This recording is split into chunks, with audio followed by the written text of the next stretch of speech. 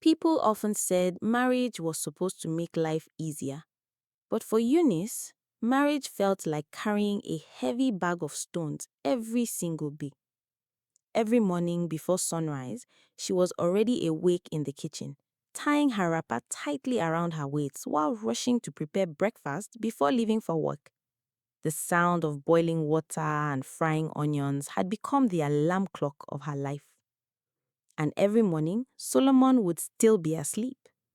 Sometimes she would stand quietly at the kitchen door and stare at him, lying peacefully on the bed while exhaustion burned through her body. She never understood how someone who did nothing all day could sleep so comfortably. Eunice! Solomon shouted from the bedroom one morning. Is my tea ready yet? Yes, she answered softly, quickly wiping her sweaty face with the edge of her wrapper. She carried the tray carefully into the room. Solomon sat up lazily and frowned immediately.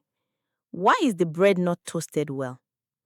I was rushing because I'm getting late for work, Eunice explained gently. Solomon hissed. You always have excuses. If you know you cannot take care of a husband properly, then say so. The words pierced her chest, but she stayed quiet. She always stayed quiet. 3 years earlier, when they got married traditionally, Eunice believed she had found the love of her life. Solomon was charming back then. He spoke softly, held her hands in public, and promised her heaven on earth. But immediately after the marriage, everything changed. Solomon stopped working barely 6 months later. At first, he claimed he was trying to find himself. Then he said jobs were difficult to get. Later, he simply stopped pretending.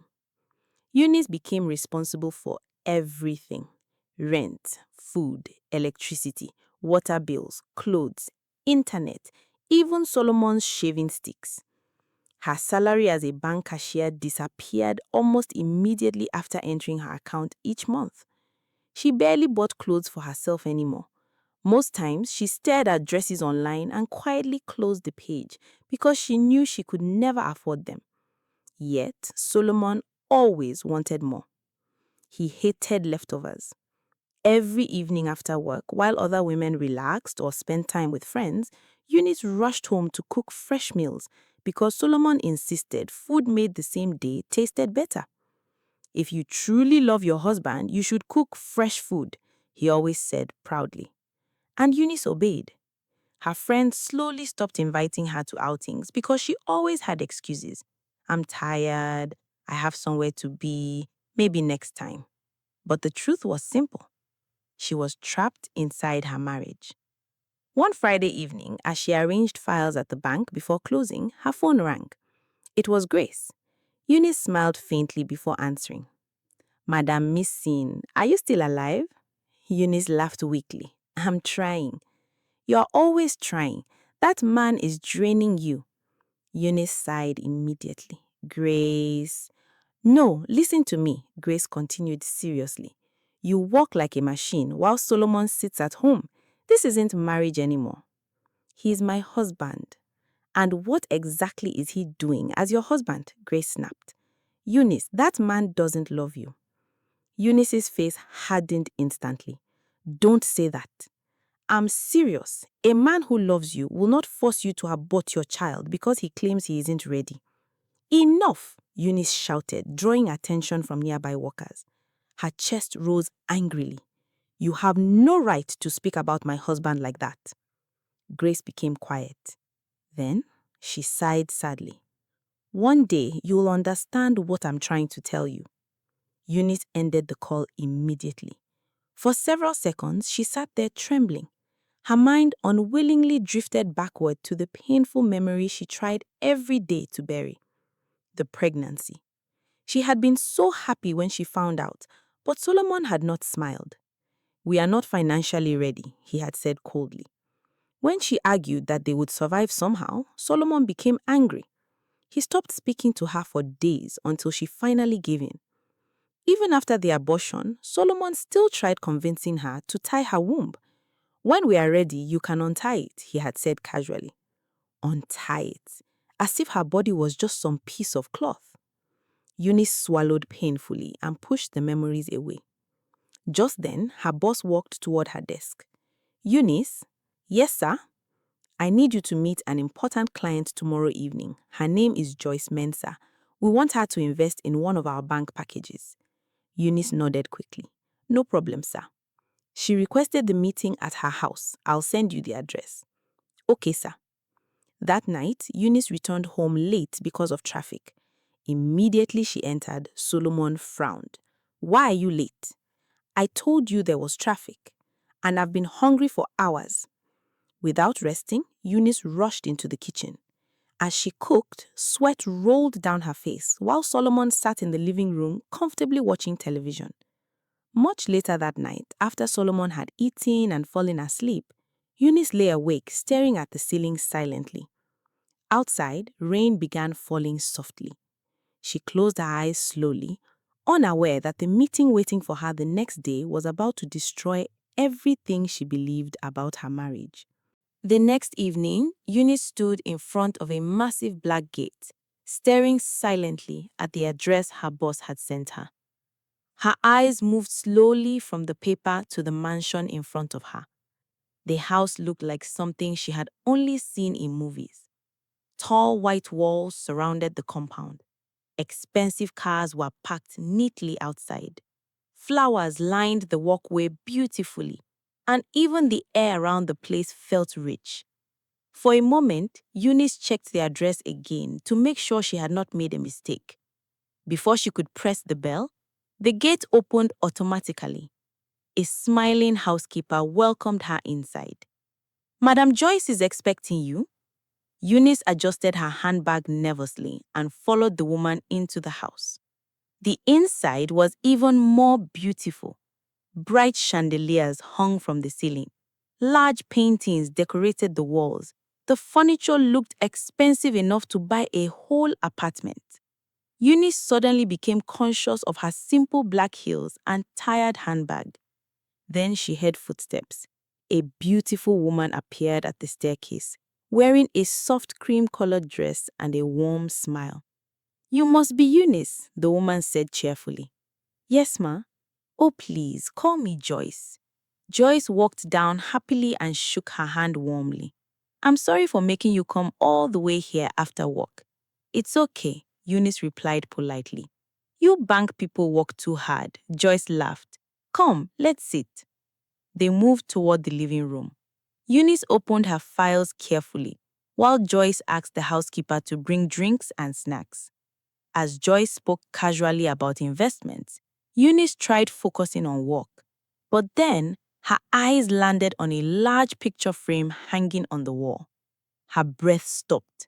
The glass cup in her hand nearly slipped. It was Solomon, her husband, standing beside Joyce, wedding clothes, smiling brightly. Eunice froze completely. For a second, her brain refused to understand what her eyes were seeing. No, it couldn't be. Her heartbeat became loud inside her ears. She stared harder at the picture. It was definitely Solomon, the same face she woke up beside every morning, the same man who complained whenever food was late, the same man who claimed he hated court marriage. Her eyes slowly moved downward. Mr. and Mrs. Solomon Mensah. Eunice felt the ground disappear beneath her feet. Are you okay? Joyce asked suddenly. Eunice quickly forced herself to breathe. Yes, I'm fine. But she wasn't. Her eyes wandered around the room again. More pictures. Joyce and Solomon at beaches.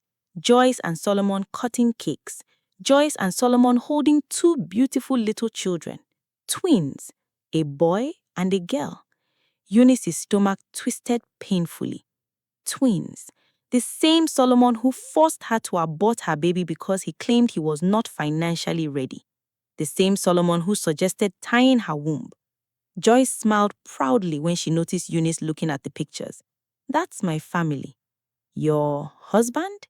Yes, Joyce said happily. Solomon is an amazing man. Eunice's fingers tightened around the file on her lap. Amazing man. Joyce continued talking excitedly. We met 3 years ago at a business event. We dated for 6 months before he insisted we should do a court wedding immediately. Eunice felt like someone had slapped her hard across the face. For years, she had begged Solomon for a legal marriage. Every time he refused. Traditional marriage is enough, he always told her. Yet here he was, legally married to another woman. Joyce smiled lovingly at one of the pictures. He takes very good care of me, honestly. Since we got married, I haven't worked a single day. Solomon says his wife should never suffer. Eunice's chest burned. Every single day of her life was suffering. Joyce continued proudly. He bought most of my properties himself. Even this house was his gift after our twins were born. Eunice could barely hear her anymore. Her mind was spinning violently. Suddenly, everything began making sense. The boys' trips, the weekend Solomon disappeared, the strange late-night calls, the expensive perfumes she once smelled on his clothes. All this time, he had another family, another wife, another life. And while he played rich husband here, she was somewhere struggling to survive and feeding him with her salary. Eunice wanted to scream. She wanted to cry. She wanted to drag every picture off the wall. But instead, she smiled professionally. Your husband sounds like a wonderful man, she heard herself say. Joyce laughed happily. He truly is. The meeting continued somehow. Eunice explained the investment package calmly, even though her entire world was collapsing inside her chest. By the end of the meeting, Joyce agreed immediately. I like you, Eunice. You are very calm and smart. Thank you. We should hang out sometime. Eunice forced another smile. Sure. When she finally left the mansion, the evening air hit her face sharply. She stood outside for several seconds, unable to move. Then slowly, tears filled her eyes. But she wiped them quickly before anyone saw. By the time she reached home, it was already dark. Immediately she entered. Solomon frowned from the couch. Why are you just coming back? Eunice stared him silently. For the first time in 3 years, she truly looked at her husband, and suddenly she realized she did not know this man at all. I asked you a question, Solomon snapped. There was traffic, she answered quietly. Solomon hissed loudly. I'm starving. Go and cook something fresh. Fresh? Eunice almost laughed. Instead, she walked slowly into the kitchen. As she cooked, her hands shook badly. Every memory hurt now. Every sacrifice felt foolish. Every excuse she made for him now sounded stupid inside her head. Later that night, Solomon slept peacefully beside her as usual, but Eunice remained awake, her eyes fixed on the darkness, and only one question burned painfully through her mind. How long had she truly been married to a complete stranger? The next morning, Eunice woke up before Solomon as usual. Her eyes were swollen from crying silently through the night.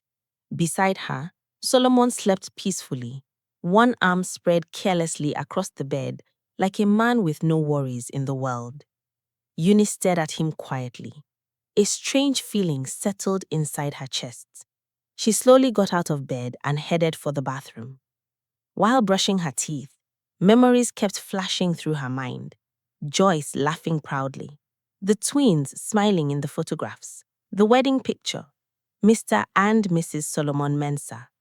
Eunice gripped the sink tightly until her knuckles turned white.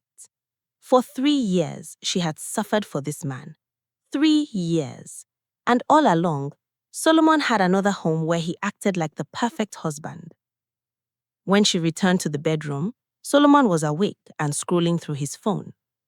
You didn't iron my blue shirts, he complained immediately. Eunice stared at him for a second, then quietly opened the wardrobe and handed him another shirt. Solomon frowned. I said the blue one. This one is clean too. He looked surprised by her tone. Normally, Eunice apologized quickly whenever he complained, but this morning she sounded tired and cold. Solomon looked at her suspiciously. Are you okay? I'm fine. Without another word, Eunice walked out of the room. That entire day at work, her mind remained heavy. Several times, she nearly made mistakes while attending to customers. Even her colleague noticed. Eunice, are you all right? Yes, she lied softly. Around lunchtime, her phone rang. Joyce. Eunice stared at the screen for several seconds before answering. Hello? Hi, Eunice. Joyce's cheerful voice filled the phone. I hope I'm not disturbing you. No, you're not. I just wanted to thank you again for yesterday. I really enjoyed talking with you. Eunice swallowed painfully. Thank you. And since we're friends now, I was thinking maybe we could hang out after work tomorrow? Friends. The word almost broke her heart. Joyce had no idea. She was innocent in all this. Eunice closed her eyes briefly. Okay, she answered quietly. Joyce sounded excited immediately. Perfect. After the call ended, Eunice sat silently for a long time. That evening, for the first time in years, she did not rush home immediately after work. Instead, she sat alone at a small restaurant and ordered food for herself. Just herself. No rushing, no pressure, no fear of Solomon shouting. It felt strange, almost illegal. When she finally got home late, Solomon was waiting angrily in the living room. Where were you? At work. Work till this time? Eunice dropped her bag calmly. I stopped somewhere after work. Solomon blinked in surprise. With who? A friend. The word sounded unfamiliar in the house. Solomon stood up immediately. Since when do you keep friends? Eunice looked at him quietly. Since today. Before he could speak again, she walked into the bedroom. That night, Solomon complained loudly about the food being too salty. Eunice simply nodded and continued eating. The reaction confused him. Usually, she defended herself nervously. Now, she barely cared. Over the next few weeks, things slowly changed. Eunice stopped giving Solomon money. Whenever he asked, she simply replied, I don't have any. She stopped buying unnecessary groceries, stopped restocking snacks, stopped caring whether the house looked perfect. When Solomon complained, she calmly said the same thing every time. My salary hasn't come. Meanwhile, secretly, Eunice saved every single kobo she could. At the same time, she continued hanging out with Joyce.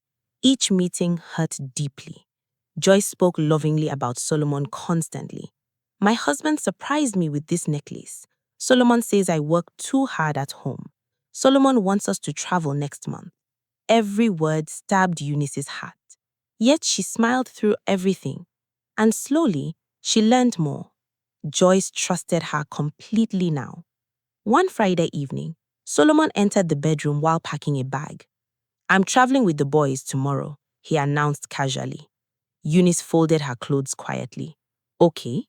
Solomon paused. No questions, no complaints. He looked at her carefully. You've been acting strange lately. Eunice finally looked up at him. I'm tired. The next morning, Solomon left early. Immediately his car disappeared. Eunice locked the door and entered the bedroom slowly. Her heartbeat increased. Then she began searching. Drawers, bags, files, wardrobes, anything. At first, she found nothing unusual. Then finally, inside a locked brown envelope beneath old clothes, she found documents. Property papers. Her father's lands. The houses he left before he died. Eunice's hands began shaking violently. Years earlier, Solomon convinced her to transfer everything into his name. A man should protect family property, he had said sweetly. But months later, he told her that he had sold the lands and houses because he didn't have money. Back then, she trusted him completely. But as Eunice read the papers now, her blood ran cold. The ownership had changed again, not to Solomon, to the twins, Joyce's children. Shock crashed through her body painfully. Tears gathered instantly in her eyes. Even her father's legacy, Solomon had planned to hand everything to his second family. Eunice slowly sat on the floor, clutching the papers tightly. For several minutes, she cried silently. Then, suddenly, the tears stopped, completely. And when Eunice finally lifted her face again, something inside her had changed forever. After finding the documents, Eunice stopped seeing herself as Solomon's wife. Now she saw herself as a woman at war. And for the first time in years, she stopped allowing her emotions to control her. She became calm, very calm. When Solomon returned from his boys' trip 2 weeks later, he walked into the house smiling carelessly. Eunice, I'm back. Normally, Eunice would rush to collect his bag.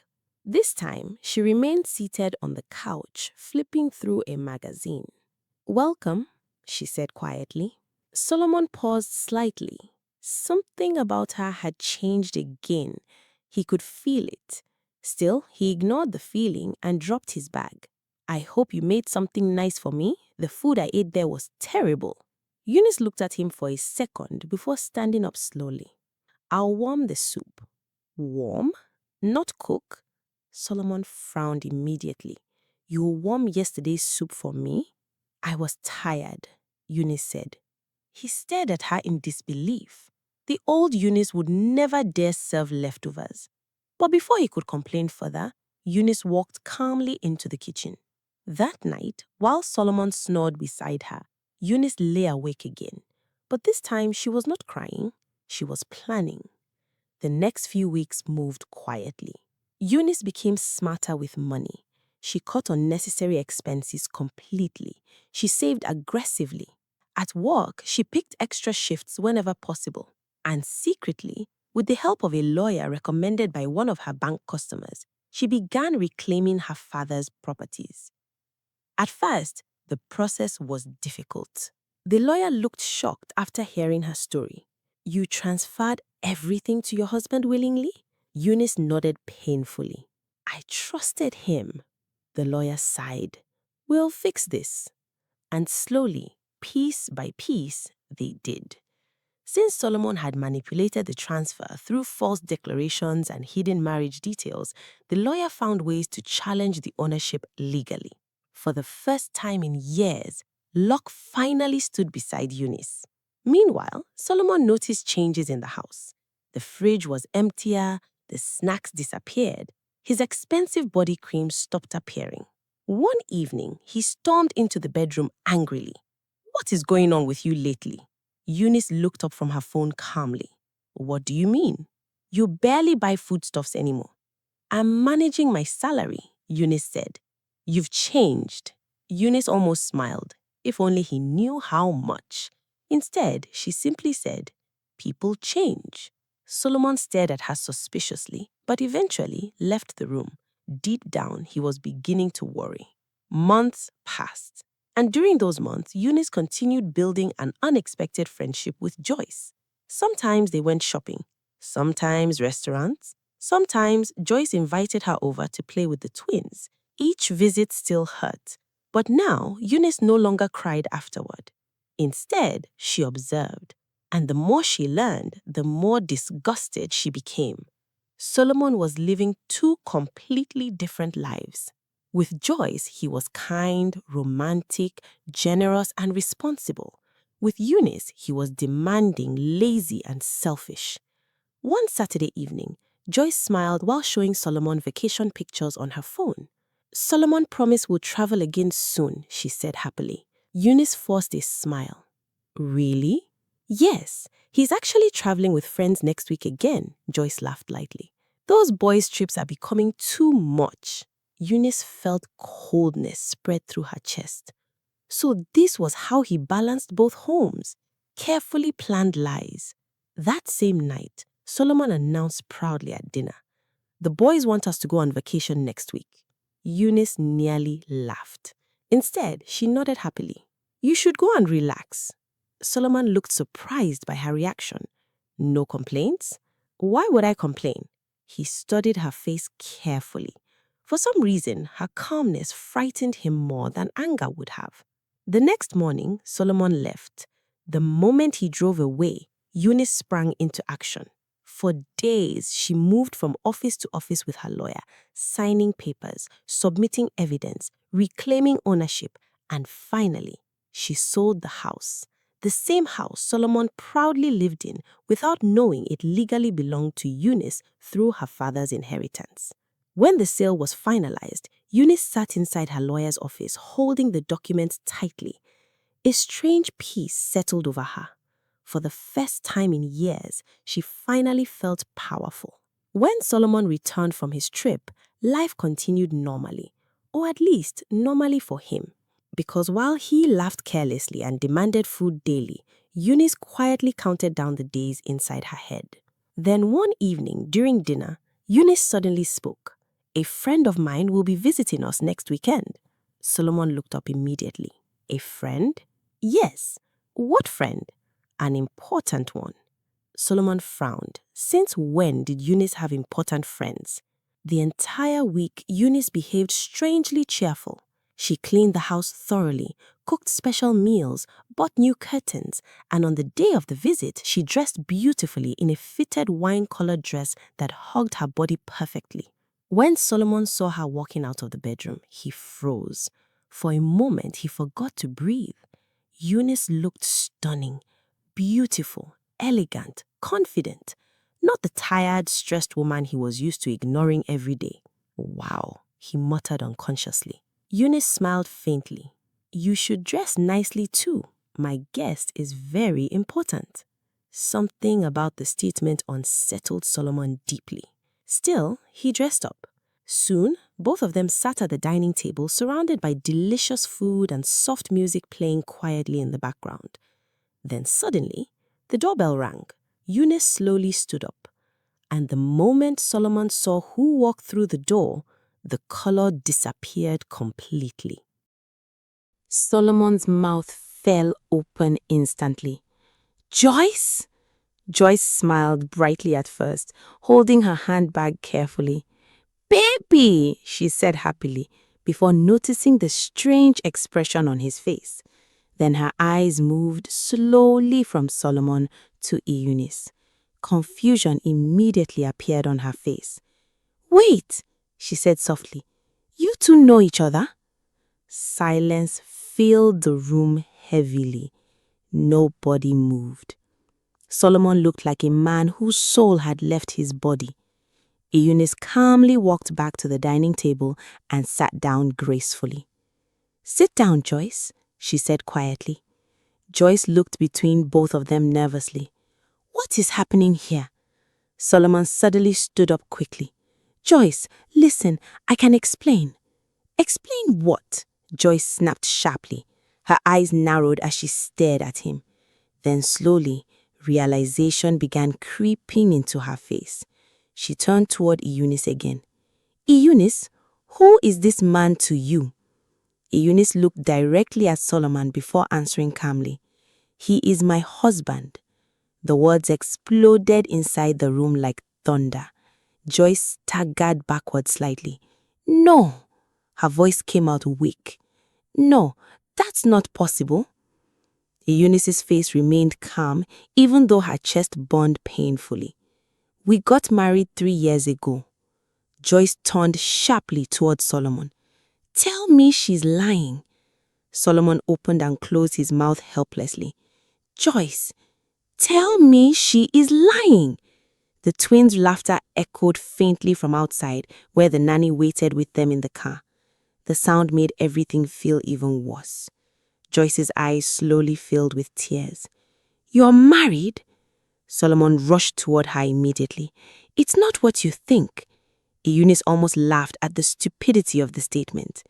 Joyce looked disgusted. "Not what I think," she cried. "You have another wife sitting here." Solomon ran his fingers through his hair anxiously. "Joyce, calm down first." "Don't tell me to calm down." She turned toward Eunice again, pain written all over her face. "You knew?" Eunice nodded slowly. "For months." Joyce looked shattered. "And you still became my friend?" "It wasn't your fault," Eunice said softly. "You didn't know." Tears rolled down Joyce's cheeks immediately. "Oh my God." For the first time since entering the house, anger finally flashed across Eunice's face. She stood up slowly and looked directly at Solomon. Do you know what hurts the most? She asked quietly. Solomon swallowed hard. Eunice, please, you told me you weren't financially ready for children. Joyce's face snapped towards Solomon again. Eunice continued. You forced me to abort my baby because you claimed we were struggling. Joyce covered her mouth in horror. But meanwhile, you are here having twins with another woman? Solomon's breathing became shaky. Eunice, I can explain everything.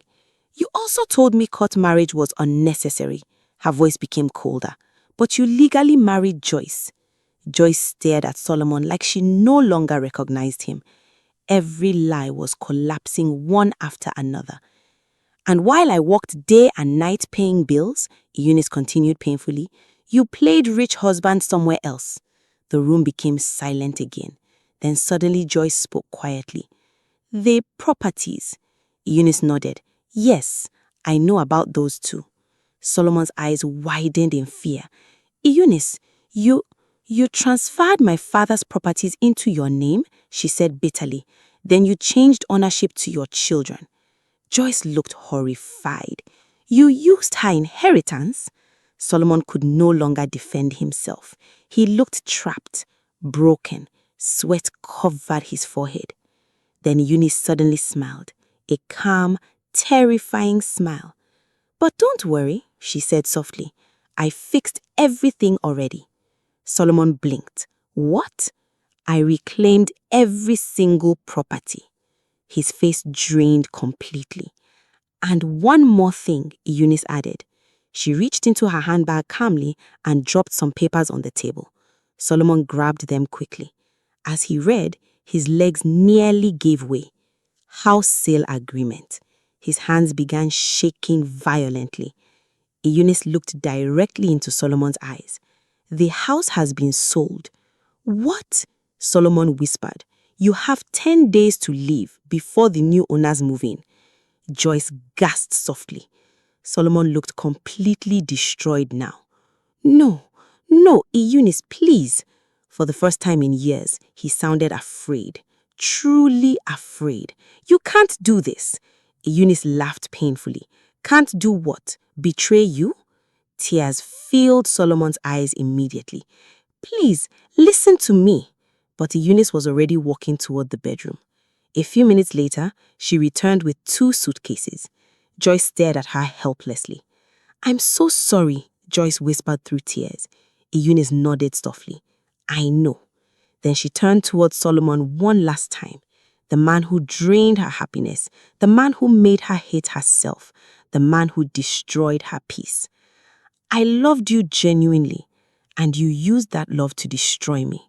Solomon broke down immediately. Eunice, please don't leave. But Eunice was already done. Without another word, she picked up her bags and walked toward the door. Joyce looked at Solomon with complete disgust. Then she slowly removed her wedding ring. The small sound it made hitting the table felt louder than thunder. I don't know who you are anymore, she whispered, and then she walked away too. The door closed heavily behind both women, leaving Solomon standing completely alone in the silent house. For the first time in many years, Solomon finally understood what true loss felt like. The silence inside the house became unbearable after both women left. Solomon stood frozen in the dining room for a long time, staring at the wedding ring Joyce had dropped on the table. Everything had happened too fast. One moment, he believed he still controlled both sides of his life. The next moment, everything collapsed. His hands shook violently as he grabbed his phone and dialed Joyce's number immediately. She declined the call. He called again and again. Nothing. Panic swallowed him completely. Damn it, he shouted, swinging the phone across the room. For the first time in years, Solomon felt fear. Not fear of hunger or poverty, fear of losing comfort, losing security, losing everything. Meanwhile, Eunice sat quietly inside a taxi, staring out the window as the city lights passed by. For some strange reason, She did not cry. Her chest still hurt badly, but beneath the pain was relief. It felt like someone had finally removed a heavy chain from around her neck. Her phone vibrated softly. Grace. Eunice stared at the screen for a few seconds before answering. Hello? Hello? Eunice? Grace's voice sounded surprised. You actually picked my call. Eunice smiled weakly. I'm sorry. Grace became quiet immediately. What happened? Eunice told Grace everything. The second wife, the twins, the lies, the properties. By the time she finished speaking, Grace was completely silent. Then finally, that man is evil. Eunice laughed painfully. I know, but you are free now. The word sounded strange, yet beautiful. Back at the house, Solomon barely slept that night. The next morning, he drove straight to Joyce's mansion. When the gate opened, he rushed inside desperately. Joyce was already waiting in the living room, but this time, her warm smile was gone. Her face looked cold. Joyce, please listen to me, Solomon begged immediately. Joyce stared at him quietly. How long? Solomon froze. How long have you been married to her?